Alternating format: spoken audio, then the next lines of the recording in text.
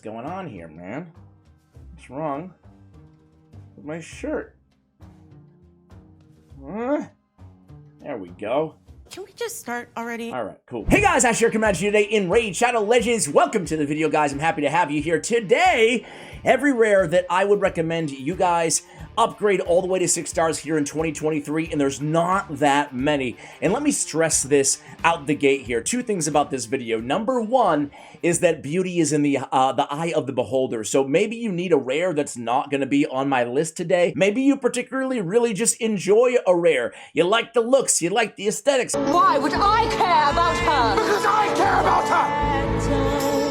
Morning, noon, and night I care about her! Nothing wrong with that, obviously. Have fun. This is a game at the end of the day. Thing number two is you can get a ton of utility from rare champions, especially with all the great artifact sets they've added to the game, different ways to empower your champions. You can get utility out of rares at level 50, right? So there's nothing that you should feel compelled to take any of the rares that we talked about today or any other rares all the way to 6 stars and waste those, five-star chickens or five-star champions in order to get them all the way to 60, because odds are with most rares in the game, not all, the ones we're going to talk about today, but most rares you can get, you're not going to use them in the end game. You're not going to use them in, even the mid game on some of these champions. So let's go ahead and go through. I'm actually going to start down at the Sylvan Watchers, and there's one rare, and it's Kate. I actually would not max out Kate, guys. She's pretty cool though, Pathfinder Kate. She has an AoE chance of increasing the cooldown of a skill by 2 turns. I think you can get utility out of Pathfinder Kate when now, it's a matter of time, when the Faction Wars for Sylvan Watchers gets released in the game, but that should still be months and months away. I would probably guess around mid-year for those Faction Wars. But right now, I wouldn't even touch her. And then when the Faction Wars comes out, if you're lacking on other good epic or legendary Sylvan Watchers, and rest assured they're going to add a bunch, by the time that you're watching this video, maybe there's a bunch more as well, then you could bring her probably even to level 50. Heck, she only has 2 abilities. You can put her in a stun set as well if you're having issues clearing those waves in Faction Wars. So Sylvan Watchers, done. Shadowkin, guys, there's only one rare that I'm a big fan of, and frankly, guys, I would say probably only take him to level 50, but hey, he's one of the better rares they've released in the last year or so. That's saying a lot. They don't release very good rares anymore, unfortunately. They've really kind of power crept everything to legendary into epics. That's not right. Yes, it is. It is the biggest crisis in human history. Odishai, right? He has a keeper ability on 3-turn cooldown, block debuffs for 1 turn, increased defense for 2 turns. It's the weak version of increased defense, but this guy, especially if you're struggling in Shadowkin Faction Wars, this guy can really help you out a lot. He has an AoE with a shield on himself on the A2 and a provoke on the A1. He's a defense-based champion, so he's pretty easy to keep alive. Again, for him, I would say probably you can get by at level 50, so still no rares that I would recommend you guys maxing. I'm already 2 factions in. Granted, one of them's brand new. It's gonna take me months. And you better get started. Dwarves! Alright, so here's my man. Khazar Deepheart is absolutely worth taking to level 60. This guy is one of my favorite champions in the game. He might be my favorite, personally, rare champion. I'm not saying he's the best, and he will cost you an arm and a leg when it comes to books. I mean, look at this. What the heck is this? $15,000. Good news is, he has the big version increased accuracy on all allies on a 3-turn cooldown. He's also bringing decreased defense, so he's a debuffer, and he's bringing increased accuracy. There's only a handful of champions in the game who have the AoE increased accuracy on a 3-turn cooldown, no less. Very, very exceptionally good ability. It's great in the arena, too. Give your debuffer more accuracy and debuff the enemies. A weak version of decreased defense with the way they're building nukers now in the game, sometimes that's all you need. He has another AoE with a turn meter fill on his A2. That makes him great even in the endgame in a stun set for those difficult secret rooms on Doom Tower Hard. So, man, Khazar Deepheart is a monster, a beast. Call me crazy, but I think he's the 2nd best rare in the game. Next up, guys, I would say Bulwark is still worth a mention here. Look at his passive. When attacked, has a 30% chance to extend the duration of all the debuffs on the attacker by 1 turn. This is particularly good for clan boss. So if you have a poison team, for example, he's going to be extending the duration of all of those poisons, not to mention decreased attack, decreased defense. So I think that if you're going to utilize such a strategy in clan boss, he is worth taking. He's a defense-based champion as well. He is worth taking all the way to 6 stars. Also has an HP burn, which is really handy, and the weak version of Weaken, which if you don't have on your team, he can bring a lot of utility to the clan boss fight. Looking else, other champions, looking else, ladies and gentlemen. What language is this? Looking elsewhere, anybody else who I'd recommend taking to all the way to 6? No, but I will give a couple honorable mentions to Avir the Alchemage. I think he's very, very viable at 5 stars. He's got turn meter fill. He's got an AoE with decreased attack, albeit 100% decreased attack, albeit the small version. So not too bad. Decreased speed with poisons. He does bring poison on his A1. I think he's a pretty good champion, but again, I would think you can get utility out of both him and Dilgal, probably just at level 50. But there, consideration. If you want an AoE decrease accuracy champion, 3-turn cooldown, Dilgal can get the job done. I maxed out Dilgal for secret rooms, to use him in the end game. So hey, if you need him, max him, right? I guess I can go with any of these champions. Well. We have a few of my favorites here, guys, in Knight Revenant. First of all, I do want to give a quick shout out to Acolyte. I would not recommend maxing him, but for Faction Wars, he has to remove all debuffs from all allies, a full cleanse on a 4-turn cooldown. There's not that many rares that have a full cleanse. I think there's only about like 4 or 5 of them out there in the game, so just wanted to point that out to you guys. Other than that, Coffin Smasher can give good utility against Clan Boss with a triple hitter, good for Giant Slayer Mastery, a decreased attack on the A1, HP base, easy to keep alive, and he brings the HP burn as well, with a little bit of damage mitigation on that passive. So not too bad. Decrease the damage enemies inflict by AoE attacks. That's against everybody on your team. So very, very cool there on that passive. However, the real all-stars here of Knight's Revenant is Renegade. Now Renegade, it's weird, right? She's one of the better rares in the game because of the sacrificial ritual ability, decrease the cooldown of all ally skills by 2 turns. However, the weird thing is you can get by with a level 50 Renegade, but I have to talk about her, I have to mention her, because she's really one of the rare rares who's actually super viable in the early, the mid, and the end game because of this strong ability. All right, next up, guys, is actually going to be a champion that I am really high on, and that is Executioner. I think Executioner is a tremendous champion, guys. He's very slow at A9 speed, but he's a defensive-based champion. It brings counterattack and increased defense on himself, which leads him into going to more stuns on his A1 ability. This guy is great. One of my favorite rares in the game for control, right? Because his A2 has an AoE attack, decreased turn meter, 3-turn cooldown, and decreased speed.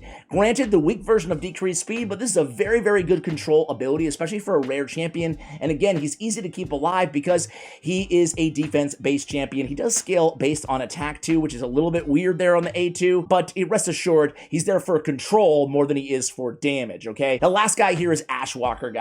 Ashwalker is a beast. He's a monster, and I might be a little bit biased because the dude's name is Ashwalker. What's up, buddy?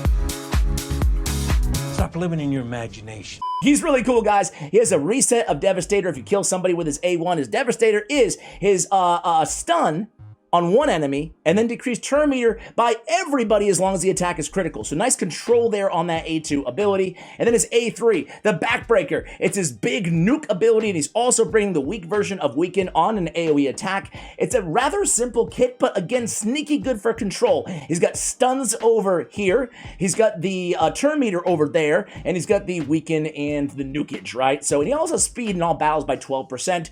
You know, there's not that many rares in the game. Gosh, I can't really think of any other than Ashwalker at the top of my head, who brings speed auras in all battles, albeit a small one. So those are my favorite in the Knight's Revenant. Dark Elves, who we got here, guys? Obviously, Kayle. I'm not going to go over all the starting champions, but Kayle is definitely worth taking to 6 stars. Other than that here, guys, Coldheart. Obvious. Captain Obvious here. Coldheart is the best rare in the game, in my opinion, because she really is better than a lot of legendaries all the way through the game. I'm talking early game, mid game, and late game. She's amazing for Fire Knight. She's amazing in a reflex set. You shut off the A2 and you get more Heart Seekers, one of the best abilities in the game. She's a beast at Spider. She's great at Dark Fae. She's amazing at Fire Knight. Did I already say that? She has a 4-time hitter on A1. Just an incredible, incredible champion. Again, I think she is the best rare in a vacuum. Paragon's fun, but you can run him outside of, he has a really annoying unkillable for 2 turns on a 2-turn cooldown, right? So you can do the Paragon cheese strategy in some dungeons, but again, this is a champion you do not have to take all the way to 60 to get utility out of him. Painkeeper, however, definitely worth upgrading. She's, because of combat tactics, right? Decrease the cooldown of all ally skills by 1 turn. It's similar, not the same as the Renegade's ability on her A3, but these are 2 rares who get a lot of utility out of unkillable teams. Talking Clan Boss, talking Sand Devil, we're talking about the Iron Twins, you name it. Painkeeper is definitely worth taking to 60 if you need her, if you need that ability. And hey, even in the early game, she's got a pretty nice heal here on the A2 ability on a 4-turn cooldown when you book it out. A lot of books on her, but it's not a bad heal for a rare champion especially. So those would be my Dark Elves. Did I miss anybody here, guys? No, I don't think so. Those are the Dark Elves I would recommend. Spirit Host is farmable. She's got a cleanse, one of the other cleansers out there with block debuffs on a 5-turn cooldown, but I would not take her to 6 stars. I would take her to 5 stars because you will get eventually better options with that skill set pretty soon in the game. Undead Horde. Banshee, notable. I think she's worth 6 stars in the end game, ironically. I would not invest in her in the early game, I don't think. Maybe the mid game in a stun set because she has an AoE on the A1 with decreased defense, albeit again the weak version at not a very high percentage to land. She's not a dependable decreased defense champion, but she is a dependable stunner in a stun set. She has an AoE on the A1 and an AoE on the A2 as well with buff removal, and I would just shut off the death ray ability. Doesn't hit hard unless you really need that block active skills. I think I'd rather just have her going AoE, AoE, AoE, AoE. Well, you guys get the point. So I think that Banshee is worth 6 stars at one point in the game.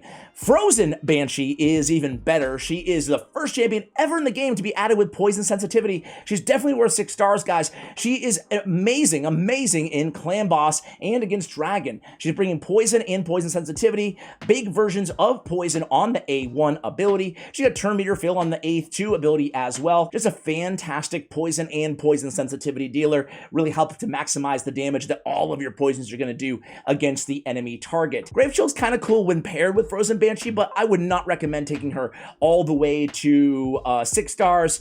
Grinner is pretty cool. He's got a shield. No, he's not very cool. I take it back. I was confusing his kit with somebody else here, guys. Always how long it takes. The idea of the National Guard moving in and cleaning up is a good idea.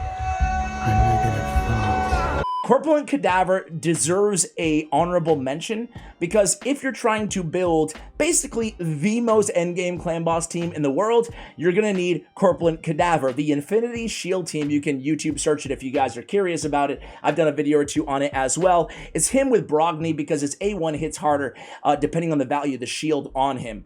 Other than that, this guy's pretty useless, even in Faction Wars. But if you're looking to build the best clan boss team in the world, well, you're going to need about 3 or 4 amazing legendary champions like Krisk and Brogni next to him. But again, he deserves an honorable mention there. The last champion I will mention here, guys, is Doomscreech. Now, Doomscreech, I think with power creep in the game, it's crazy to say this, but I don't think I would advise you guys taking to level 60 anymore. For a long time I did, because he has this awesome ability, increased defense and turn meter fill on a 3-turn cooldown.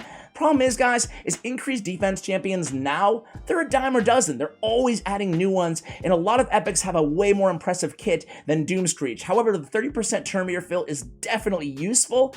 Not doing much damage on his A3, he's not bringing much else to the table, but I will say for an HP-based rare, he's somebody to consider if him and Marked, if you really are just dying for an increased defense champion, you could do a lot worse than Doomscreech. All right, on to Demon Spawn. Man, I love Diabolist, but I don't think she's an auto. She's farmable on stage 12 campaign. I don't think she's an auto. I take her to level 50, right? She can do some nice damage. She can bring increased speed with the AoE attack on a 3-turn cooldown. And then she's got that turn meter fill and turn meter depletion on the A3 ability on a 3-turn cooldown. She's kind of like a mini, I guess a mini Lysandra, you know? So very cool champion. Again, if you're looking for an increased speed champion, you didn't get lucky, you didn't pull an apothecary. You can use me however you want. Well, I guess you're going to get high Katoon anyway, right? So that's why I think that in a vacuum, she might be, you can make the case she's worth 6 stars. But I don't want you guys to waste your resources. You're going to get a better option in High Katoon anyway in, 30 days. So I probably wouldn't invest in her. Marquez is worth an honorable mention if you're looking to have some fun with a defense-based nuker. Probably the hardest hitting rare champion in the game for arena nukers, and she's defense-based again. Crush the Weak is an amazing ability. Set her up with a champion like Ryan the Conjurer, a weakened champion, and she can do some insane damage. But again, you're going to kind of get a better option pretty soon in the game, so I'm not sure if I would advise you guys take her to 60 unless you just want to have some fun. However, Abyssal, I'm actually a big fan of Abyssal. I use Abyssal a lot in the end game because of the AoE on the A1. Similar to Banshee, Abyssal's a champion who's pretty one-dimensional. He's not that incredible, but having an AoE and a stun set on the A1 with a pretty decent heal on the A2 ability, increased defense, increased attack, 4-turn cooldown, albeit the weak versions. I mean, you could do a lot worse than this champion. He was added, I want to say last year, and him and Odichai or Odichi, however you say his name, the first guy that we spoke about, I think they're 2 of the better rares added to the game recently, him and Ashwalker as well. But, you know, I don't know. Fellhound, definitely worth 6 stars. He's my main campaign farmer a lot. The majority of end game players in this game use Fellhound as their campaign farmer. Even me, I have almost every legendary in the game. I still use Fellhound because of his A1 ability, and it has a very, very fast animation to it, right? So he can be a super fast farmer for you guys. Also good for early game Fire Knight because of this reflect damage on a 2-turn cooldown, right? So you get reflect damage and continuous heal for 2 turns on a 2-turn cooldown. That's really, really cool. So Fellhound is a very, very good champion. Other than that, guys, I think that's going to do it here for the Demon Spawn faction. Moving up to the Orcs. Gilek? Gilek's just not my favorite. He's not bad. He's not bad. He's better than most rares, but he would be my 4th favorite of the starting champions. So, meh. Anybody else here? No. Honestly, Orc rares kinda suck. Ironclad deserves a shout out because he has this surplus damage based on heals. So you pair him with a champion like Load Painted, and you can actually have some real fun with this champion, but it's more of a niche thing to do, kind of like a Marquez. Then yes, invest in Ironclad and make him your main nuker on your account, right? But again, deserves a mention there. No one else here impresses me at all. Moving on to Skinwalkers. Skinwalkers, we have a couple really good ones here, guys. Starting with, I think I should point out Fleshmonger. Fleshmonger is used in the endgame as a debuffer. There's only a couple rare AoE decreased defense champions out there, and there's really only one dependable AoE 100% land rate in War Maiden, who we'll talk about in a little bit. But Fleshmonger has an AoE decreased defense, 75% land rate, on a 4-turn cooldown, but the good news is he has an extra turn ability on his A2. Increase attack, increase crit rate on this champion, extra turn. That's going to reduce the cooldown of the A3 and make him a pretty dependable magic affinity debuffer for rare champions. He's not a champion I would advise you guys max out in the early or even the mid game, but if you pick him up, I would put him in your vault because you might want him in the end game for some damage and to be a debuffer in secret rooms. My personal favorite is Gnarlhorn, guys. This guy is a monster, right? He's got an AoE provoke and an increased defense on himself, and then he can make himself unkillable for 2 out of every 3 turns on his A3. He is, for my money, I think he's the best control rare champion in the game, bar none. This is a really good ability. There's legendaries who don't have a guaranteed provoke on a 3-turn cooldown, and then he's so tough to kill because, well, he's unkillable, right? So just a really, really good, I would even say underrated OG rare champion in the game. Greybeard too. Greybeard is campaign farmable. I would not max him out anymore. Personally, I like him not as much as like Gnarlhorn, right? Greybeard's cool. He's an AoE freeze. Not bad at what, a 40% chance of landing. He's a defense-based champion. He has a shield counterattack, leads him to more provokes on his A1 at a very, very respectable 70% provoke on an A1. So definitely a solid champion. He also has a really nice aura. Defense in dungeons, one of the best that you can get from rare champions out there by 30%. and he's campaign farmable. You can pick him up in the early game, you can farm him right in the campaign, get him easily, and then take him to level 50 until you get better options. All right, next up is the Lizardmen. We get Muckstalker. The guy was a nobody, he was a 0, and now he's a hero, ladies and gentlemen. That was a good one. He has a sleep on a 2-turn cooldown. Great, perfect for Sand Devil's Necropolis. I see him being used all the way in stage 25, so he is an end game rare champion, but again, unless you really need him for Sand Devils right now, you might want to throw him in your vault and use him. But you know, honestly, now that I say that, you can get by with him like anytime in the game. Like, he's a must-have, especially early on, and just gonna be used into the late game for Sand Devil. I'm all over the place with him. Just trust me, one of the best, if not the best sleep champion in the game, which now has a use case. Honorable mention to Metal Shaper. Metal Shaper is kind of similar in a lot of ways to, what's his face? To Muckstalker, right?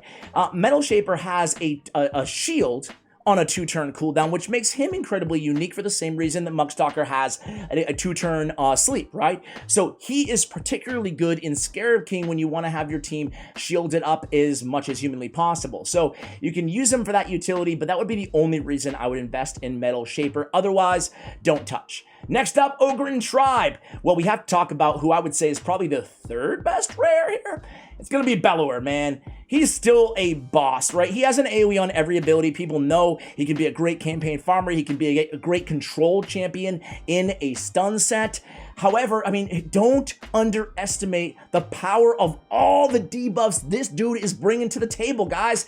Decrease attack, decrease defense, decrease speed, and block active skills, albeit on a small percentage land rate. And all these skills are the small version, but having all these skills in one kit is incredibly unique for a rare champion. He's void affinity. You don't have to worry about weak affinity matchups. Just a really incredible champion. Definitely do not sleep on Bellower. Can be a nuker. He can be everything. Nuker, control, debuffer. Just a really, really, really good champion. All right, other than that, though, I will say the only other champion here that personally I would recommend considering for 6 stars is Gear Grinder. Okay, he has a decent amount of HP. You can put him in like a bolster or a shield set for extra utility. He's bringing a decent heal.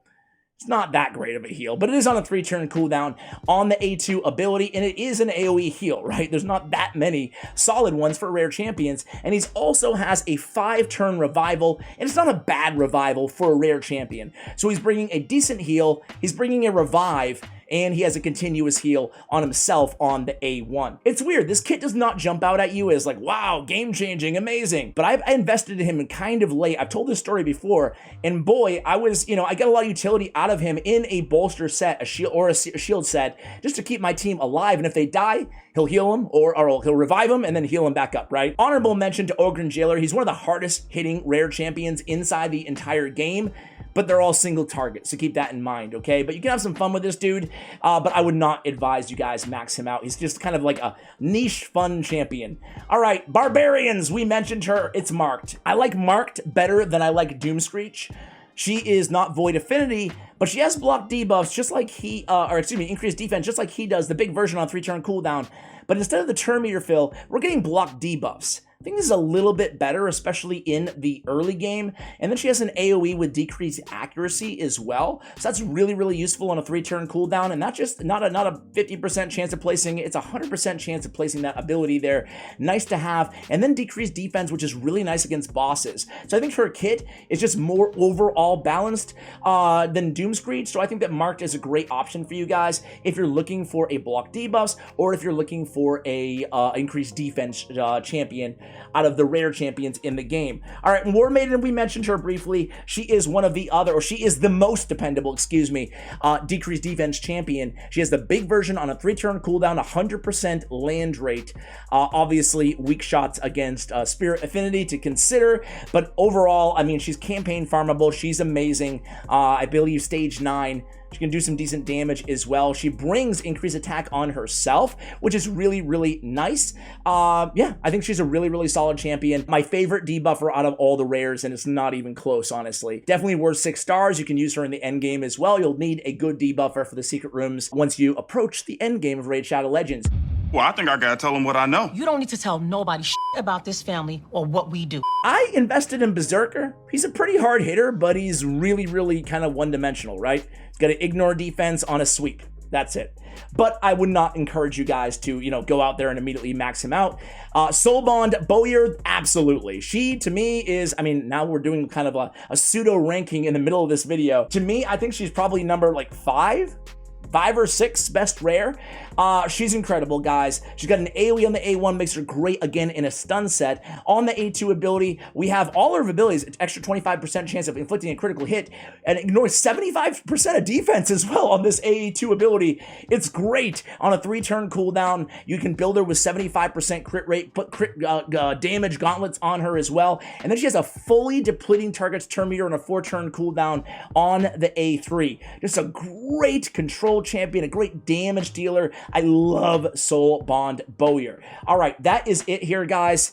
Those are the champions that I would recommend you guys invest in out of the Barbarians. However, I will give a nod to Sentinel.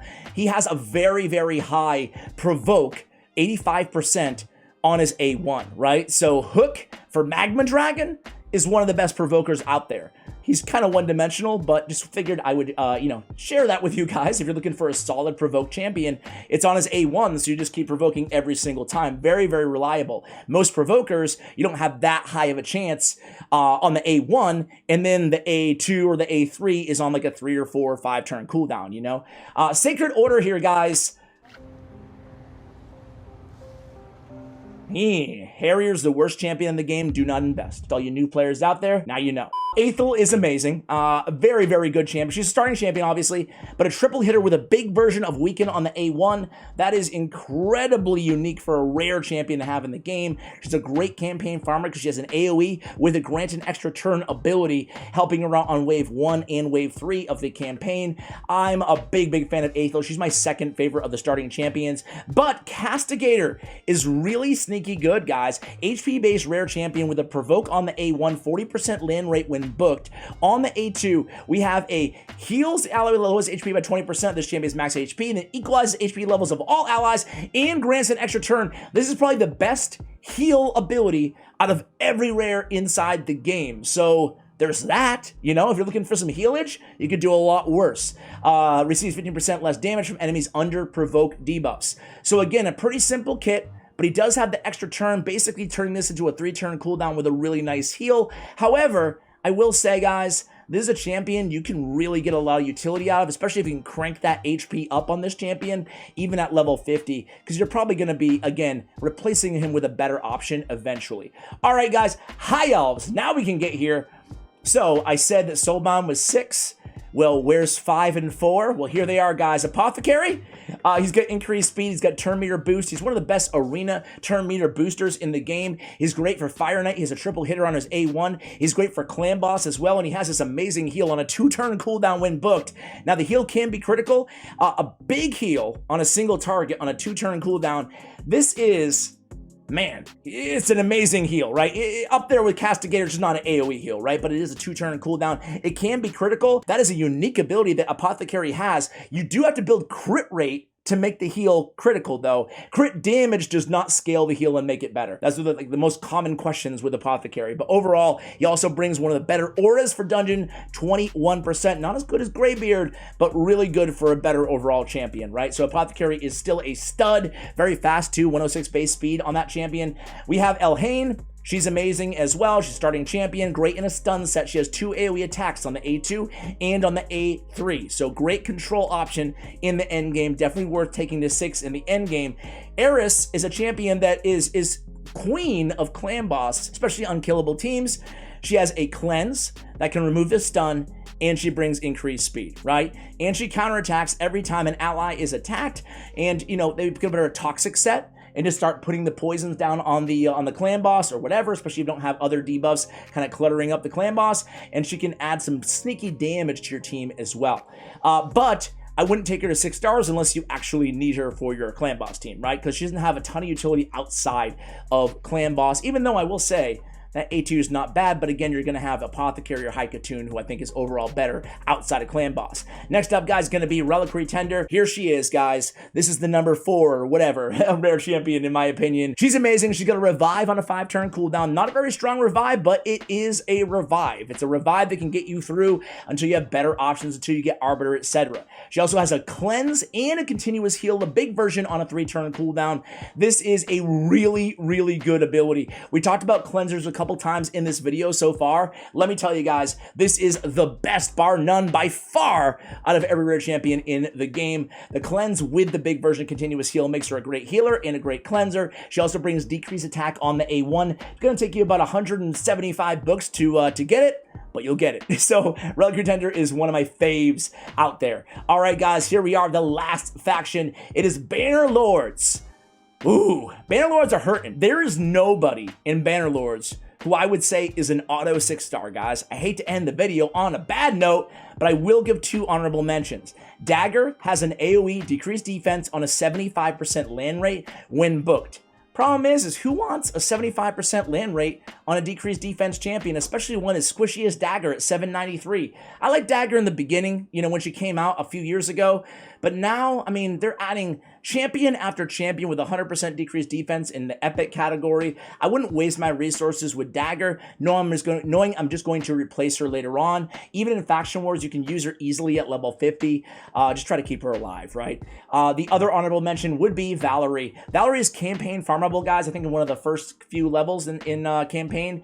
She has a really, really good kit. But again, you'll get better options pretty soon, so it's hard for me to justify pouring your resources into her, you know, because she's not going to last you that long. However, a shield, solid shield on Protect, albeit on a 5-turn cooldown, but Energizing Presence is a very, very good ability. 3-turn cooldown, increase the duration of all buffs on allies, decrease the duration of debuffs on allies, and places an increased attack on allies by 2 turns. Seriously? This is an epic level, maybe even a legendary level ability. Increase attack, increased duration, and decreased duration of debuffs is basically a mini little tiny cleanse there as well. It's a really, really strong ability, guys. Don't underestimate Energizing Presence. And again, you can get utility out of her even at level 50. So guys, there it is. That's all the rare champions that I personally would max here in 2023, guys. Who do you agree with me on? Who do you disagree with me on? Let me know in the comments below. Thank you for watching. And as always, take care, guys.